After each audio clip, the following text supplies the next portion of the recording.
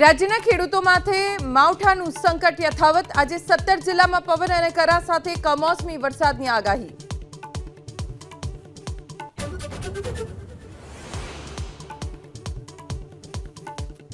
દેશના અનેક રાજ્યોમાં બદલાયો મોસમનો મિજાજ। દહેરાદૂનની નદીઓમાં ઘોડાપૂર, મસૂરીમાં ભારે વરસાદથી જનજીવન ઠપ, શિમલામાં ભારે વરસાદનું યલો એલર્ટ।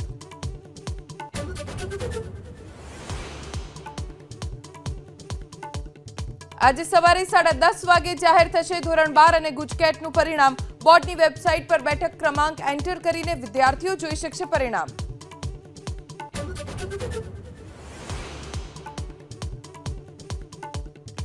રાજકોટમાં ગોંડલ હાઈવે પર બેફામ ટ્રક ચાલકનો કહેર।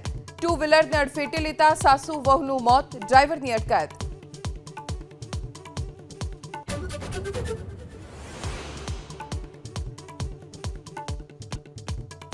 यूपीના કાનપુરમાં 4 માળની ઇમારતમાં ભીષણ આગ, 5 લોકોના મોત।